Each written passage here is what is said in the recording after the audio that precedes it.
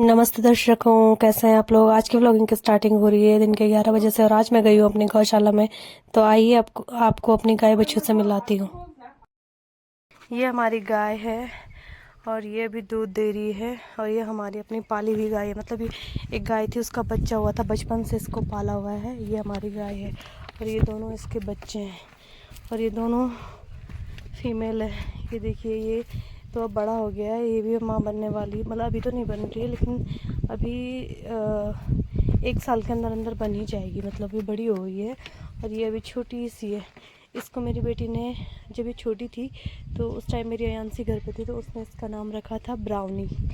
और ये क्योंकि भूरी थी तो बोल रही थी मम्मी ब्राउन कलर की, तो इसका नाम ब्राउनी रख देते हैं। और ये भी ऐसी कलर की है और ये छोटी वाली गाय है हमारी, बहुत छोटी बछड़ी। वो भी ये पिछले साल की है और ये इस साल की है। बड़ी प्यारी सी बछड़ी, बड़ी प्यारी सी बछिया।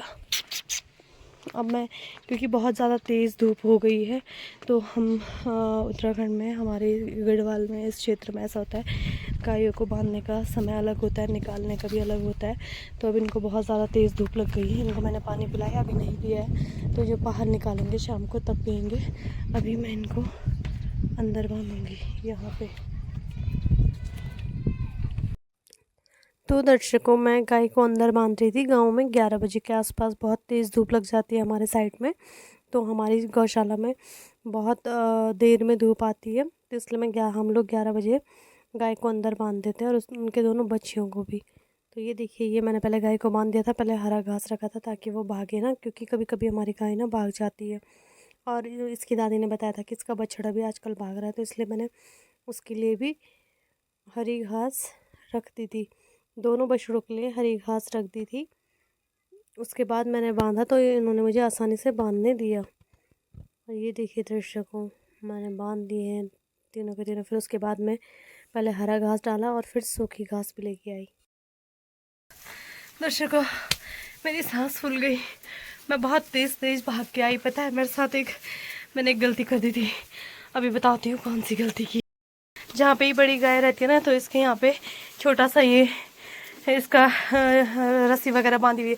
यहाँ पे ना जब दूध निकालते हैं उस टाइम इसको बांधते हैं। मुझे ना जल्दीबाजी में, पता नहीं मेरी बेवकूफ़ी की वजह से, और ना जल्दीबाजी में मैंने देखा नहीं कि यहाँ पे भी एक रस्सी है, इधर बांधना था इसको। ऐसे में तो इसकी दादी ने बोले पूरा दूध पी लेगी। फिर मैं अभी भाग भाग के आई। थैंक गॉड इसने कोई दूध नहीं पिया था, ये अभी घास ही खा रही थी तब तक।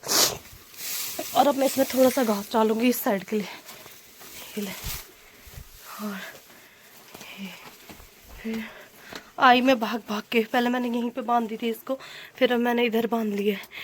ओह थैंक गॉड कि मैंने वीडियो बनाने का कुछ तो फ़ायदा हुआ। मैंने अपने घर पे अपनी सासू माँ को दिखा दी थी कि मैं गौशाला में गई थी, मैंने वीडियो बनाई, तो तब तक उन्होंने बोला दिखाओ कैसे बनाई, कैसे कैसे तूने बांधे, क्योंकि मैं बहुत कम आती हूँ गौशाला में इसलिए।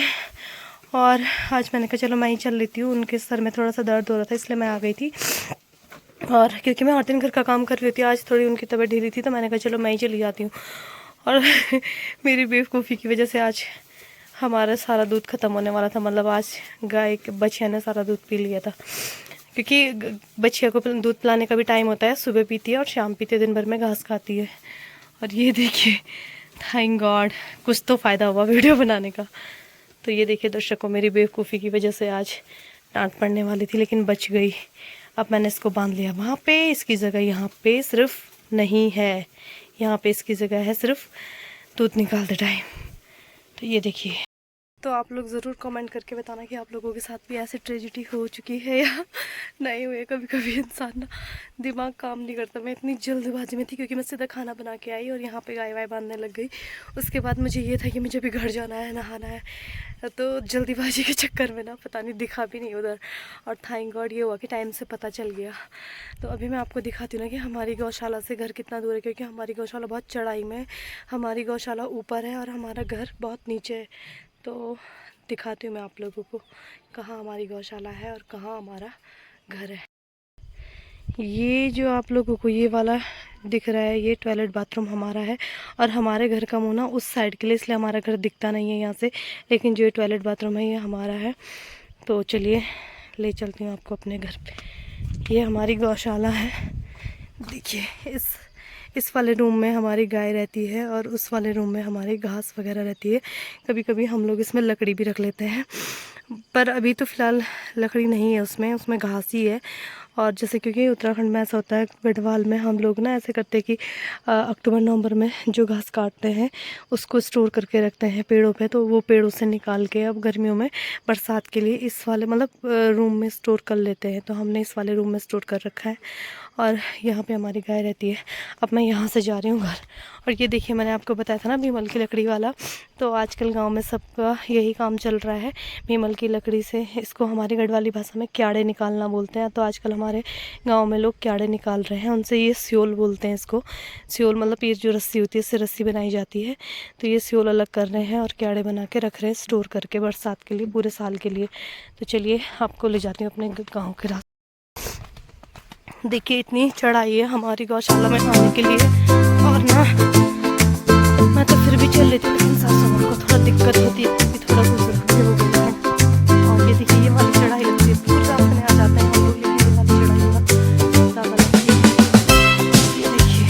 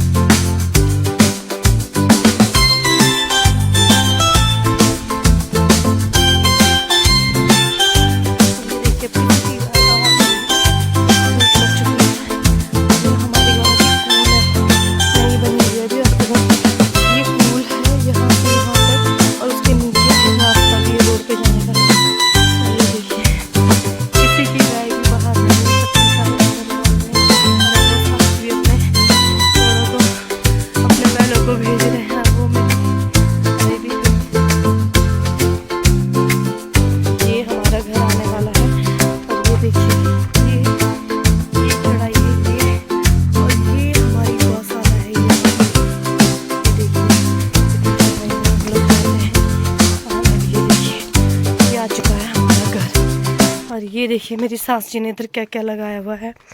इधर है अभी हरी मिर्च,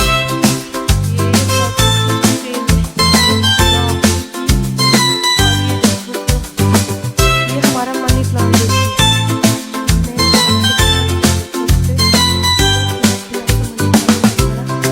देखिए इतने बड़े बड़े पत्ते, थोड़ा काले होने भी लग गए उधर, लेकिन ये देखिए कितने प्यारे प्यारे पत्ते हैं मनी प्लांट के। ऐसा लग रहा है जैसे अरबी के पत्ते होंगे।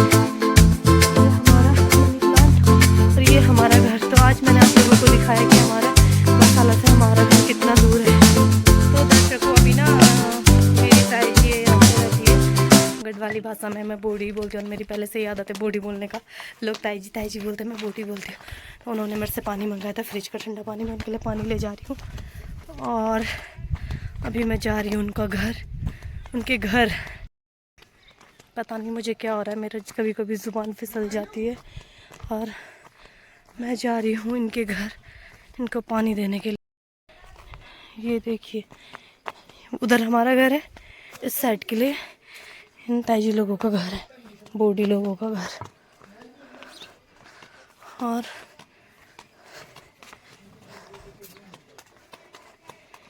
ये देखिए यहाँ है मेरी ताईजी लोगों का घर।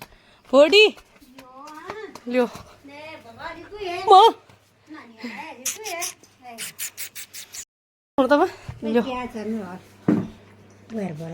ना ना कुछ नहीं बा। ये है मेरी ताई जी रिंकी की माँ। ये है मेरी बूढ़ी लोगों का घर, आप लोगों को दिखाती हूँ यहाँ से यहाँ पे तक।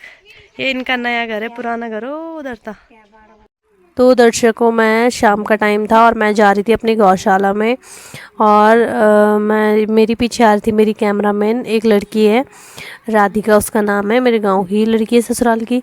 और ये देखिए मैं गाय के लिए ले जा रही थी गाय का खाना, इसको हम अपनी लोकल भाषा में पींडू बोलते हैं।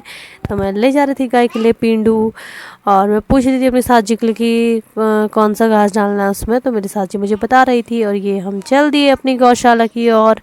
तो ये देखिए दर्शकों बहुत ही सुंदर हवा भी चल रही थी।